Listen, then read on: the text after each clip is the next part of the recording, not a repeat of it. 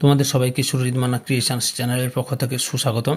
আমি তোমাদের জন্য এই ভিডিওটিতে দশম শ্রেণীর ভূগোলের দ্বিতীয় অধ্যায় বায়ুমণ্ডল থেকে একটি বড় প্রশ্ন অর্থাৎ 5 নম্বরের প্রশ্নের উত্তরের সমাধান করছি।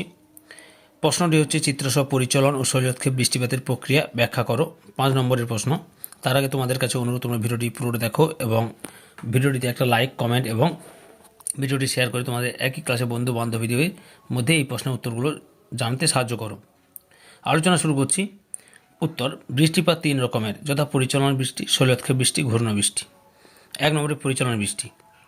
প্রখর সূর্যতাপে ভূপৃষ্ঠ উত্তপ্ত হলে উষ্ণ ও আর্দ্র বায়ু উপরে উঠে প্রসারিত ও শীতল হয়ে ঘনীভবনের মাধ্যমে বৃষ্টিপাত ঘটলে তা পরিচালন বৃষ্টি। প্রক্রিয়া: দিনের বেলা প্রখর সূর্যতাপে ভূপৃষ্ঠ সংলগ্ন জলভাগ থেকে জল বাষ্পীভূত হয়ে উপরে ওঠে এবং লীন তাপ ত্যাগ করে ঘনীভূত হয়। এই লীন তাপ বায়ুকে আরও উপরে তুলে বজ্রগর্ভ মেঘ সৃষ্টি করে এবং এই মেঘ থেকে বজ্রবিদ্যুৎ সহ ঝমঝমিয়ে বৃষ্টি হয়। অতএব পরিচালন বৃষ্টি ঘটার দুটি প্রধান শর্ত হল ভূপৃষ্ঠে উত্তপ্তকরণ এবং বাতাসে প্রচুর জলীয়বাষ্পের যোগান। উদাহরণ: নিরক্ষীয় অঞ্চলে অপরাহ্নে এবং মধ্য অক্ষাংশীয় অঞ্চলে গ্রীষ্মের শুরুতে এই বৃষ্টিপাত ঘটে। ছবিটা দেখো, পরিচালন বৃষ্টিপাতের ছবি। স্ক্রিনশট নিয়ে তোমরা ছবিটা আঁকতে পারো।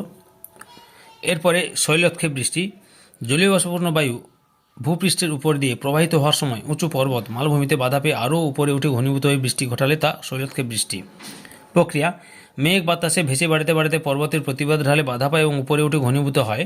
উষ্ণতা কমে বলে প্রতিবাদ ঢালে বৃষ্টিপাত ঘটায়। এই পদ্ধতিতে বিপরীত ঢাল বৃষ্টি কম হয় বলে অনুবাদ ঢাল বৃষ্টির ছায়া অঞ্চল। শৈলক্ষেপ পদ্ধতিতে বৃষ্টিপাত অধিক হয় যদি সমুদ্রের নিকটে পর্বত উচ্চভূমি থাকে, উচ্চভূমির উপরি অংশ প্রপ্রীত থাকে এবং বায়ু পর্বতের সঙ্গে সমকোণে ধাক্কা খায়। উদাহরণ: মৌসুমী বায়ু পশ্চিমঘাট পর্বতে পশ্চিম ঢালে বাধা পেয়ে বৃষ্টিপাত ঘটায় এবং পূর্ব ঢালে বৃষ্টি কম হয়। অতএব পূর্ব ঢাল বৃষ্টির ছায়া অঞ্চল। 2 নম্বর, শিলং বৃষ্টির ছায়া অঞ্চলে অবস্থানের কারণে বৃষ্টি খুবই কম হয়। তোমরা এই ছবিটি অঙ্কন করবে বা বইতেও রয়েছে বা এখান থেকে স্ক্রিনশট নিয়ে ছবিটি প্র্যাকটিস করো।